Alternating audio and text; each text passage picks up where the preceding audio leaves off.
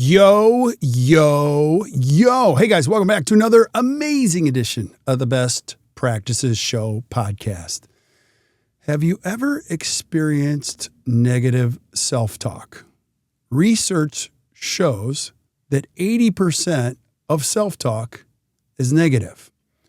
It can be quite damaging as a dentist. Well, today I have two amazing dentists on to talk about that phenomenon and what to do about it. I have Dr. Charlie Ward and Dr. Rachel Ward, no relation, and they talk about the impact of negative self-talk and what to do about it as a dentist. Please listen up. Hope you guys enjoy this, and we'll see you soon.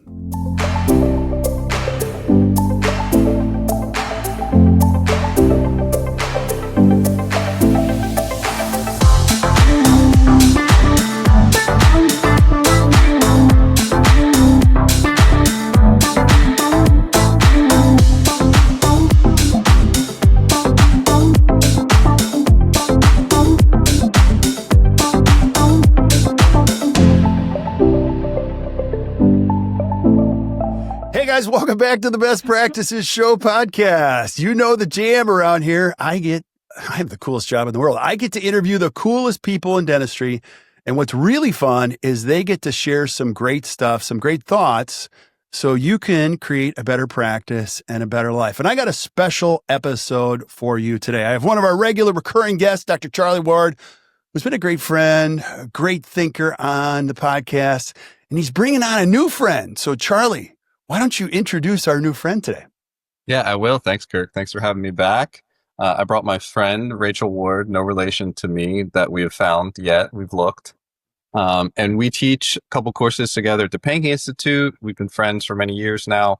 And we were talking about coming on the podcast and having a discussion because Rachel and I, and a close friend of ours that you know, Kirk, Chris Mazzola, we have a text group together. And really it's close friends building each other up is really what it's turned into. It's how we support each other and eliminate some of that self-talk. So when Rachel, that negative self-talk, so when Rachel and I were having a conversation about what we're going to discuss today, that was the first thing that came up because we've all dealt with that, I would assume. And especially in dentistry, seeing the work that is on social media, that is in our faces, that's at lectures, it's easy to get down on yourself about what you're doing and feel inadequate. And we wanted to have a conversation about that. Let's do it. I think it's important because we have so many listeners. Rachel, tell us a little bit about you, because I want people to know, who you are, where you practice, a little bit about you personally too. Yeah, for sure. So again, Rachel Ward, no relation to Charlie. I live in Omaha, Nebraska. I'm married to my husband, Dan, who's also a dentist. He's an orthodontist here in the area. We both own our own practices, and we have 5 kids ranging from 2 to 11. So we're in it. So we're doing all the things, driving kids places, trying to run our offices, and just kind of survive each day. Yeah. And you don't just own a practice. You guys went through the Pankey Scholar program together, correct? Which is not an easy thing to do. Yeah, for sure. I've been honored enough to do some teaching down there. I went through the Scholar program. And I think whenever you're around other excellent dentists, it's great because it inspires you to be better. And then at the same time, you start looking at your work that you see every day and kind of questioning, what you do. So I love CE. I love learning. I love following different webinars online. And it's made me a better dentist. But then the other side of that coin is when I go back in my practice every day, and if I don't do something perfect or don't do it to the level that I think it should be, or the picture that I saw on Instagram, it causes me to question myself and wonder, do I deserve this? Am I worth it? Am I doing, the best that I can do? And so that's where definitely having friends and having a support group of people that, love you and will be honest with you, where you can send them something and they can be like, yeah, you could have done this better, but that looks great. Like, that looks fantastic. I'm sure the patient was very happy with that. So that's where a lot of this stems from, is just our everyday organic conversations of doing real life dentistry every day and dealing with these situations of wanting to be the best that we can. And then what does that look like? We're not going to be perfect every day. Like, that's not reality. Yeah, I love that. Charlie, take us back to the origin of the story and the conversation that started all this. Yeah, I think back to, honestly, I think it was before Rachel and I even met, and a friend of ours, Mark Clive, who's a dentist in North Carolina. You probably know Mark. He, again, is a faculty at the Pankey Institute. And I was interacting with him, and I don't even remember what we were discussing. It was something about a case or something I was doing.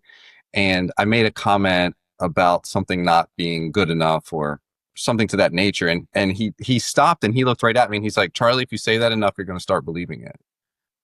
And I was like, you know what you're talking about. And it stuck with me for a long, it's still with me. And it took years, honestly, to get to a point where, like Rachel said, I feel like I'm good enough to be in the room with other people that I think are excellent.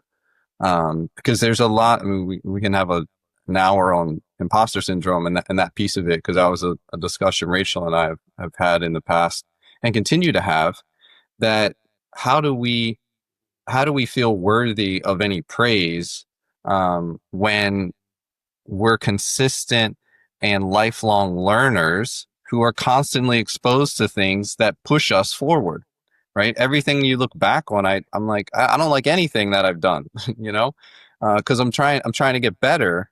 And it's hard when everything you look at, you're critical of. And it took a long time. So this is our constant conversation. We have a close enough relationship, Rachel and I, and Chris included, that we can share successes and failures with each other in the most supportive and critical way, and not feel inadequate. Right. I think turning that around to use those feelings as positive or as motivation to say, you know what, this was good enough and I can still be better. I think that was the shift for me through Pankey Scholar and that environment, that, hey, I'm good enough to show my stuff with anyone. Like, I feel I'm confident in that now. I was not confident in that before, but through that process, it motivates me to say, okay, if at this point I'm worthy of it, now I have to continue to prove that I'm worthy of it. Right. And that turned into a positive motivation rather than a criticism. Right. Rachel, give us your thoughts on all that and your journey with this. Yeah, so it's so interesting because when you look at a lot of like dentists and our personalities, you have the type A personality that wants to, get the A on the test or do a great job. And I think for me, a lot of it even started like playing sports growing up and like earning your spot on the team and like knowing that you're good enough and then applying to dental school and getting in. And then you go to dental school and it's like you want to get an A on that exam. You want your professors to know what you're doing. And then you get out and you're proving yourself to patients, you're proving yourself to other dentists. And I felt like I was in this journey or this concept of just proving like I'm worth it, like I'm worthy to be here. I have something to offer. So I think that's where it really comes from, is I want to add value to people's lives. I want to add value to my patients' lives and my team lives. But then in the back of my head, it's this little talk that's going like, are you doing good enough? Are you doing enough? Right. Is this really the best that you can do? And, I don't think I'm alone in that. It's a very common thing when I talk to other dentists, and just having an avenue of like, other people are doing this too. It's so easy to think that you're the only one. Like, I look at Charlie and his work and he puts it up there and I'm like, okay, like you're kidding me. Like there's no, like, that's awesome. Like that's crazy. Like you probably like came out of the womb doing dentistry this well. But then and he's like, no, like it's a journey. He's like, you are me just a few years back. He's like, you're going to get there eventually. So just giving yourself grace in that journey of you're exactly where you're supposed to be. Yeah. That being said, that's you like the reality of how hard that is. Like, speak to that. Like, Easier said than done. I'll give you a little bit of my journey. When you go to some of these things, you're like, whoa, your first thought is, oh my gosh, that's the guy. Like I've seen him on, and then you start to see or that's the woman and you see, wow, look at that. And you're like, oh my gosh. I'll also give you another story. This is one of my favorites. So Mike Fling introduced me to a guy by the name of Bill Lockhart. And I actually went to his house and he was a cadre member. I'm like, oh my gosh, I'm actually going through his house. And he said something to me I'll never forget. He said, Kirk, perfection is actually deadly. And I'm like, really? He's like, it's not even attainable. He said, I think excellence is a good goal. Perfection was God's job. Excellence was my job. There were days where it was perfect, but it wasn't my doing. It's just like the materials came together. The tissue was perfect. Like I didn't have anything to do with that. It's like, I just thought if I could be at my best, then if the best happened. And I thought it was pretty amazing to hear from a guy that had done dentistry that long. And he said, yet it's so hard to understand that concept, even after like 40 years of doing dentistry. Would you agree? Oh, totally. And I think the first thing is just recognizing that too, and just knowing that you are not your thoughts. Like just because you have that thought in your head, it doesn't define who you are. Right. Everyone's going to have negative self-thoughts that come up or negative feelings that come up. But are you going to dwell on that thought and let it define you? Or are you going to keep working and push against that and lean on people around you to know that that does not define who you are? Like one bad day in your office, we all have bad days. That doesn't mean you're a bad dentist. We tend to forget about the 50 other good ones, the patients that had a great experience, like gave us a hug and told us about their smile at their kid's wedding. But instead we're thinking of like the distal lingual margin on that crown prep on number 15. So I think just realizing that just because you have that thought, it doesn't mean that's who you are. Right. And two things come to mind. Like we talk about this internally. Self-talk is really actually quite toxic. There's research that shows that 80% of self-talk is negative. Like none of us walk around and go, yeah, I'm pretty good. Like I feel really great about myself. Like I'm a good husband today. And you're always like, oh man, you tell yourself a bad story. So I always say, don't talk to yourself.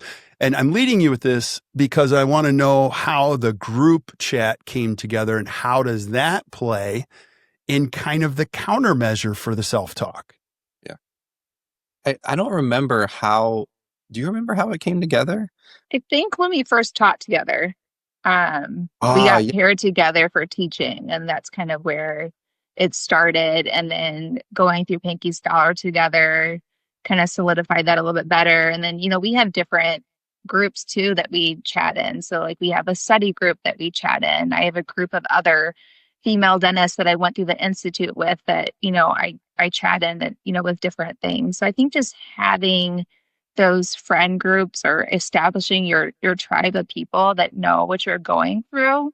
I have good friends in other areas too, but it's a little different when you're in dentistry and you're owning an office and you're kind of doing this every day. You need people that are living a similar experience to you that can kind of understand and speak to what you're going through. Yeah. Charlie, your thoughts? Yeah, I think it was the teaching together is one thing because you see sort of behind the curtain of what goes into putting this material together when you have participants in a class and how do you make all that work. And then, you don't get the performance of the CE piece, right? Like you were talking about, Kirk, like you go to the lecture, someone's presenting, like that's the person, right? Like that's the guy or that's the girl who's doing the thing that I saw. There's like a celebrity piece to that, or like when you're a kid and you see your teacher like out at a restaurant and you don't know what to do, like there she is. So I think taking that piece out of it, you start to see the actual person and what they're struggling with. I think the more I teach, and I'm sure Rachel feels the same thing, like people immediately put you on a pedestal when they see you stand at the front of the room. And I hate it. I hate that so much because no one ever lives up to that. It's unfair. And I think people do that. And then it's not just sort of the hero worship side of it. It's what it does to the person sitting in the audience that I can never do what Charlie does, or I can never do what Rachel does. This is a conversation Chris and I have all the time. We just taught this treatment planning course at Pankey for the first time last weekend, and it's there's a confidence issue, I think, in dentistry, um, because people don't have the support that they need to feel good about their decisions, and then they see people doing these quote unquote amazing things, and they're like, I can never do that. Right. And I think that's been sort of our mission with it, is how do we make, like when we talked, Rachel and Chris and I taught together, how do we make this palatable for people? There's nothing special. I didn't come out of the womb doing dentistry. Like I didn't. It was a lot of hard work to get there. And it has been a journey along the way. And like Dr. Lockhart said, perfection is a poison, because it's impossible.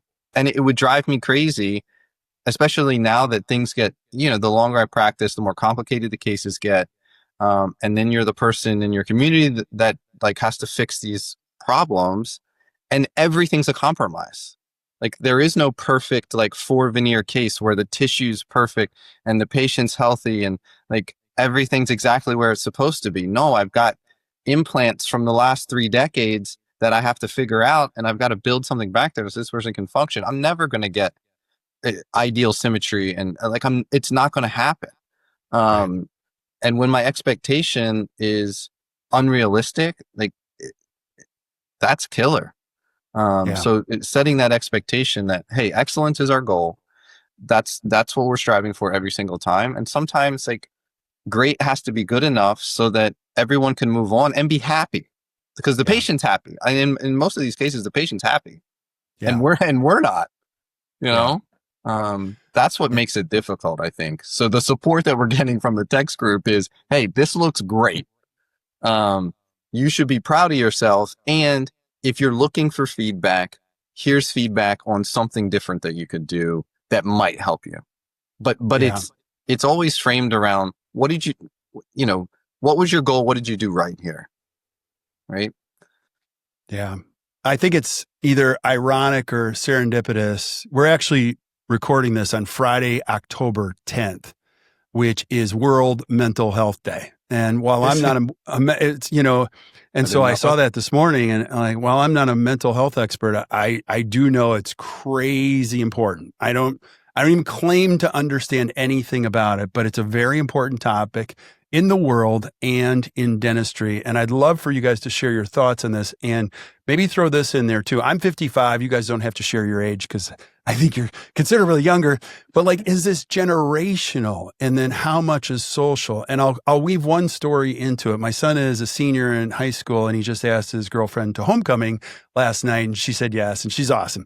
And there's so much pressure for these kids to outwardly tell a story digitally. Like, he's like, Dad, you don't understand our generation. I'm like, do you feel that pressure? You have to like post a story? And she's great, but like, he's like, I don't think you'll ever understand like how we have to communicate with the world. So I just threw you a whole bunch of stuff, but I'd love to hear your thoughts. And maybe Rachel, you go first. What are your thoughts? Yeah. No, it's a really interesting thought. So, I just turned 40 actually, so I'll share my age too. So I'm a millennial, and it's kind of an interesting, like where we fall. Like most of us growing up didn't have that social media pressure until probably about like dental school, after dental school, that type of thing. I think it definitely has affected it. I work with some of the dental students at Creighton sometimes, and just seeing them come out of school and following these influencers and wanting to I'm going to do all in 4, I'm going to do all these veneer cases, and just having these high expectations and almost trying to run before you can walk. And that's not fair to them, to try to live up to the expectations of somebody being out 20 years and them just getting out now. So I feel like it's a lot more, in your face. Before, maybe you had to go to a conference, or you had to seek it out, or you knew, I'm going to go listen to this great person. But now you just open up your phone and start scrolling, and you're just seeing all these cases. And with that too, you're seeing their highlight reel. You're not seeing their everyday. People are cherry picking what they're putting on Instagram. And even after that story is posted, you don't know if that dentistry lasted a long time. You don't know what it looked like 2 months later. And we all know that. But I think, again, just the constant seeing it every day, we tend to forget. So it's just kind of a good reminder to step back sometimes and hear people, like Charlie say, hey, not everything I do is great. There are some compromises. And just acknowledging that as a profession, just so that way younger generations know, we've had our struggles too. Yeah. Charlie, your thoughts? Yeah, I mean, I'll speak to that sort of social piece first, I guess. Yeah. Chris and I did a photography presentation in Texas for Southwest Dental Conference a couple of weeks ago. And we talk about this, but when anyone stands in the front of the room and presents on a topic, immediately that's all they do in their practice. Like everyone in the audience just assumes, oh, Charlie presented on veneers. He only does veneers. Like that's the immediate story. So we had a 3-hour lecture in the morning on photography, and we got about halfway through, and we're showing cases and how to take pictures of it and so forth. And Chris always makes it a point to do this. He says, how many of these do you think come through our practices every month or every year, or whatever it is? And I probably do 2 a month, right? And if I have to do more than that, it's exhausting because it's so much planning for these larger cases. And there was a collective sigh in the room because everyone assumed this is all I do all the time. Right. And that's the expectation when you see it on your phone and you're scrolling that, oh my God, this is all that person does all day. Why can't I do veneers all day? Like, that's not real. Like, Right. that's not reality. That's not how, these practices work. And like Rachel said, these are highlight clips, and we never get a real look into the story unless you have, personal interactions with these people. But that's not the intention. Yeah. And I think the second piece of that, I think, is the effect on mental health of everyone involved, right? The pressure on the posting person's end, like your son was talking about, that I have to share my life digitally. And if I'm not sharing something great, like no one cares. So there's emotion tied to that piece. And then everyone seeing it just assumes that they're not good enough. I mean, it's awful. It's an awful situation to be put in. And that was kind of why Rachel and I want to talk about it. It's like we got enough pressure on ourselves as high achievers in dentistry, because most of us are high achievers. Yeah. That the work that we're doing, we're so hypercritical of. Yeah. And then we have a story that's getting told digitally every single day, every single break, every single time we pick up our phone, that everyone else is better than me. Right. And it's just not true. It's just not true. Yeah. And I hate that for, I'm going to say younger generation, but it affects me too. Right. When I look at that, I'm like, man, I want to do that. And then I have to rewind and be like, I can do that. Yeah. But the immediate thought is always negative. Yeah. Yeah. I'm so glad you said that. So now I don't feel alone. Like I'm older, so I don't care anymore. My filter is going away, but like, you're right. You both said the word highlight, and it's so true. It's like, I see all these, like even in spouses, like this husband will come home and he cooks a meal and then he cuts all these flowers and then he lays out all of these cards that he's prepared for. My wife's birthday is this month, like all these cards. And then he gets all these photos framed. And then, like he cooks the perfect meal and like a perfect, like, I'm like, oh my gosh, I could never do that. Like, I just feel like a terrible husband. And I joke, I'm like, you know what we should have? We should have a real day. Like, I love my wife. She's amazing. 26 years, but we can get going like, like I'd love to have like a fight in the kitchen and go, oh, you're getting crazy now. Wait, hold on. Wait, say that thing that you just said. Let me get a video of that and then share that to the rest of the world and go, keeping it real. We had a good one this morning, Yes. but nobody ever posts their fights. Nobody ever posts their failures or their screw ups. We're only seeing the best. And I think that's what I don't know. I worry about that a lot in that whole process. I do want to ask you guys, this is another topic that comes up that's so important, that you guys have found a good, again, I don't have a better word, countermeasure. Like, I hear this from dentists all the time. The isolation factor is huge. Being an entrepreneur is lonely. Now, I'm not a mom but like I talk to young female dentists and they will stop me and they'll go, "Are you a mom?" I go, "No, I wouldn't." That looks so, and they're like, don't even try to give me advice on like what I should be. I'm like, absolutely, I'll be quiet now. So like, so that's one piece. Being a business owner, being a dentist is lonely, trying to do what you're doing. Speak to the isolation factor. How real is that? Being a dentist? 100%. Yeah. 100%. I mean, I think as a mom, as a business owner and a dentist, I feel that every day. And I'm sure, like, again, I can't speak for Charlie as a dad or you as a dad, but again, you talk about the highlight reel and like not living up to that. Like, I feel that like in my kids, like I see these people setting up this elaborate, like first day of school, like breakfast and all this stuff. I'm like, here's some clothes. Here's a poster board. Like, I got to get to work, here we go. Or like not, spending enough time with them or not being the mom at the class party. And then I come to work and I see other people like running their businesses. And I'm like, am I giving my team enough? Am I giving my patients enough? Like some days it just feels like I'm constantly letting everybody down and I'm not worthy of the positions that I hold. But then you take a step back and you think about like all of those things are a full-time job within themselves. Like being a mom, being a business owner, being a dentist, like those are 3 different jobs, let alone throw in being like a wife and a mom and a friend and an educator. And so it can be really, really overwhelming. And a book that actually comes to mind, and I hope this is the right one, is Jim Collins' Good to Great. Yeah. And that was something, I read it being like, yes, like I'm good and I want to be great. And he says something in there just basically about being the best version of yourself. Like no one's in the exact same situation as you.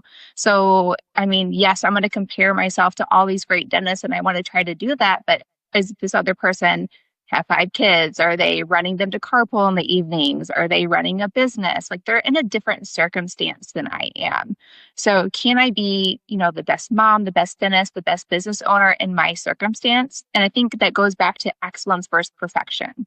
I'm not going to do any of those things, quote unquote, perfect, but I can do them to the best of my ability. I can find small moments with my kids where we do something special. I can find that moment with my patient where I connect with them. So again, reminding myself of that, that was a little freeing, realizing like, I don't have to be somebody else. I'm never going to be able to do the same dentistry as like somebody else. That's all they do all day because I have all these different hats.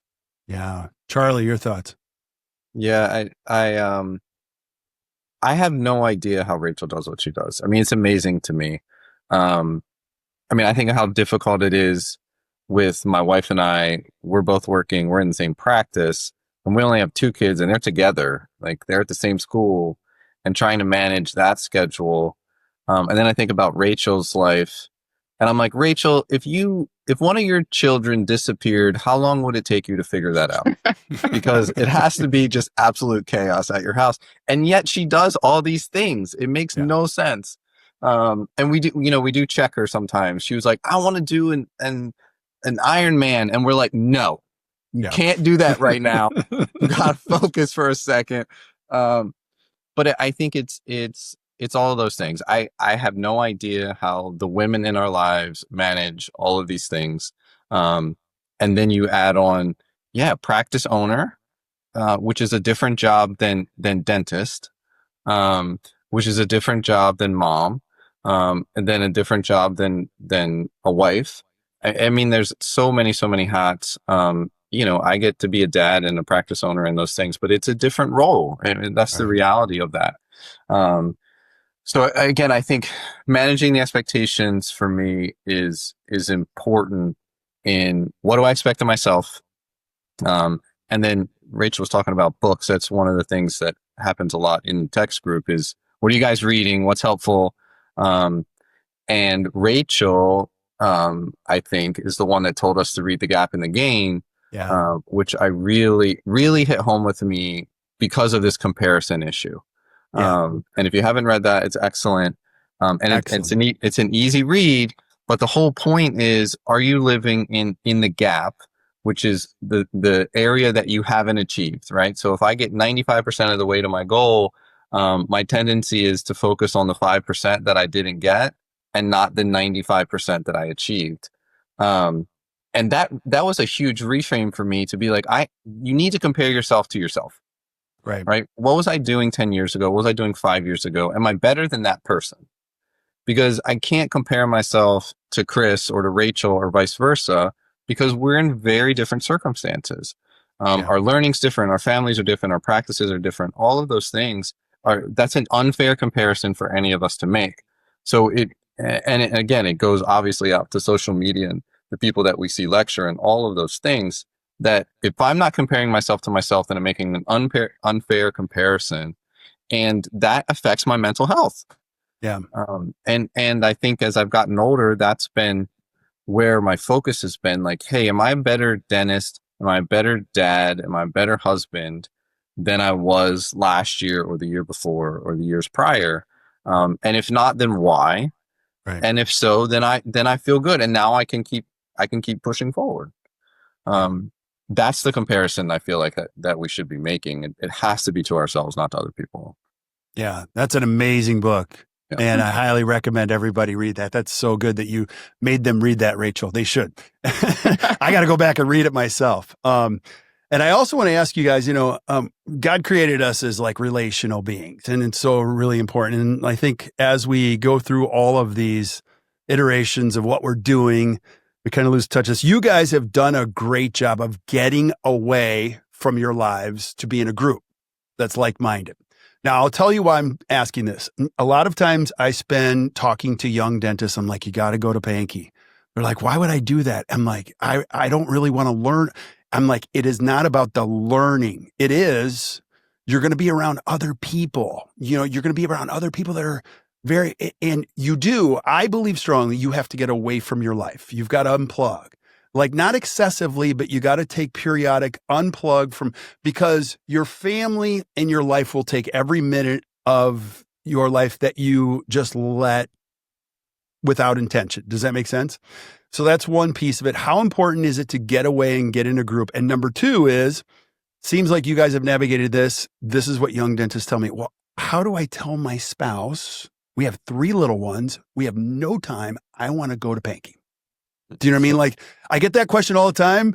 I can't answer that. So I just want to give it to you. Like, speak to those 2 concepts. I mean, me personally, it sounds very dramatic, but going to the Pankey Institute changed my life. At the time, I was in like a big DSO practice, which just wasn't the right fit for me. I was seeing more patients a day than I wanted to. And I was kind of to the point of like, if this is what dentistry is like, I don't know if I want to be a dentist. I have kids, maybe I'll just stay home with them.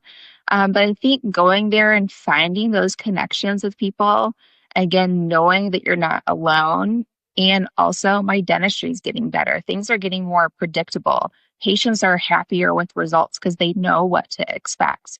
And I think that was hard at first. So, God bless my husband, and he started his ortho residency. And that was the same time that I decided that I want to go to Pankey too. So while he's in the middle of his residency, I'm deciding to go down to Pankey. And, it was hard at first because he's, residencies 24/7. You're busy all the time. We had probably 2 or 3 kids at that time. And it was hard on him with me being away. And he was supportive, but, we had those moments of like, okay, like, is this really worth it?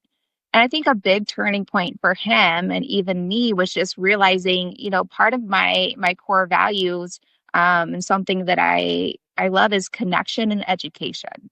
And that makes me feel more me. I'm a better mom when I'm home. I'm a better wife and a better communicator. So having that conversation with him and having us be aware of our core values and him knowing how important that was to who I am as a human being. Yeah, so well said. Charlie, your thoughts? Yeah, I can't do much better than that. I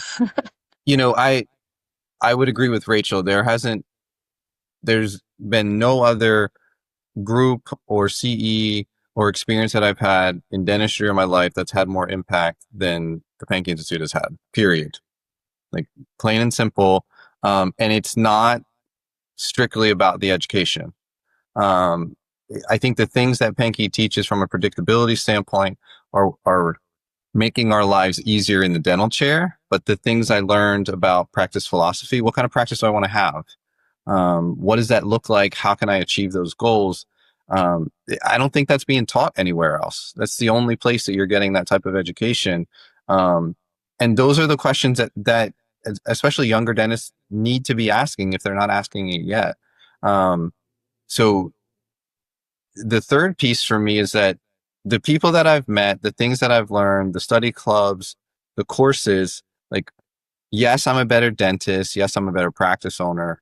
But more importantly, I'm a better dad. I'm a better husband. I'm a better friend, because of the things I learned about myself. What are my values? What do I need to feel joy and fulfillment? I learned that stuff from Pankey and the people I met at Pankey, period. So my wife benefits from me being away when I go to Pankey because I'm a better person when I come back. I'm a better dentist. I'm happier. Awesome. I'm more successful financially, personally, relationally, because of that institute and the people, right? I can call obviously I call Rachel all the time, but I can call anyone in that community and get the support that I want. And I don't think you get that at that level anywhere else, period. Yeah. It's funny, just to speak to that real quick. I think actually I just thought of it, the first time Charlie and I spoke, I never had met him before, but I knew he was married to another dentist and I met Melody in passing. So I sent him an email just saying, hey, you're married to a dentist. I'm married to a dentist. We're trying to figure out like what practice looks like.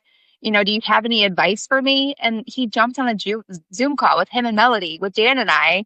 And we didn't really even know each other. Like that was actually the first time that we probably met, was on that Zoom call. Yes, I forgot. You're absolutely right. Like, I remember that conversation. Yeah. They were like, should we work together? We're married. He's a specialist and blah, blah. And I'm like, it's working. It's working for us. If you want to do it. And yes, I think you're right. That was our first But interaction. again, to speak to that Pankey connection, like I could do that with anybody there, just pick up the phone or call or send an email. And like you did, you just jumped on the call and you and Melody gave us some great advice. Yeah. I love this. This is so good. I have so many other questions. So like we got to do a follow-up episode on this, on like 12 other components of this. And I know I can't keep you guys all day, but this is such a powerful conversation. I would love for both of you to give us some final thoughts or final words when it comes to self-talk and this journey that you've both been on. And Rachel, you go first. I think the biggest thing, it's a journey. And that's something that Charlie's told me several times. Like, it's a journey and you're just in a different part of your journey than I am. And again, just going back to knowing that, you're not your thoughts, telling yourself you're brave, you're courageous, you got this. And then building a network of people that can also tell you that. Because it's one thing to tell yourself that, but then to have other people believe in you too, that's a whole other superpower that's just going to unleash great potential. Yeah. Charlie, your thoughts? Yeah, I think about a friend of ours, Mary Osborne, who's a practice coach on the West Coast, and she has this thing. She talked to the faculty at Pankey about this concept of the fellow traveler, and she was using it to describe interactions between faculty members and participants in these classes, that we don't stand at the front of the room as experts. Right? No, that's not really how we teach. That's not the relationship that we have. That's not the community that we have. But if we can stand with someone who's at a different part of their journey and think of them as a fellow traveler along the same path, then that's a different relationship than an expert and an underling, if you will. And I think about that all the time when that sort of creeps into my head, that whether I'm speaking to a participant or I'm looking up to someone who's doing things that I aspire to, that, we're all on that path if we want to be as excellent as possible. And I think what we have, Rachel and I and Chris and the Pankey community, is that everyone on that path has got a hold of somebody else's hand and is pulling them up with them. Right. And that's really, to us, the difference. So that, if someone starts to lag behind or that self-talk starts to get to them, there's someone pulling them up and telling them that it's all good. So good, you guys. I have loved this. This is so fantastic. And Rachel, great job, man. It's so nice to finally meet you and get you on the podcast. And you're kind of painted in a corner now. Now you got to come back as a regular guest of Charlie's. What's really cool about this is you meet one person, then they bring another friend, then they bring another, and you're like, oh my gosh, these people are so cool. And it's just one of the many things I love about dentistry. But thank you guys for both being on. I really appreciate it. So Thanks, Kirk. awesome. Thank you. Stick around while we say goodbye to everybody else. But thank you guys for listening to the Best Practices Show. I hope you guys enjoyed that. If you did, please do us a favor, hit the share button, share this with your friends. Dentistry is an amazing profession, but a lot of these things that Charlie and Rachel talked about are very real. And I want you to know you're not alone. So there's some great people out there. And if you haven't found them, I'm telling you, they are out there. You just got to go and find them. And I'm going to volunteer Charlie and Rachel for this. If you have questions, just reach out to them. I promise you, they'll reach back to you and help you every step of the way. And again, that's one of the coolest things about this great profession. So again, I hope you guys enjoyed that today. Keep sending us suggestions for things you guys want to see. We're going to keep bringing it. With over 900 episodes and 100,000 unique listeners, I don't know how this is working. I don't even care. It's going to be so much fun. We got so much more to bring you. So until we see you guys next time, or you hear from us next time, keep watching or keep listening to the Best Practices Show. You guys enjoy your day.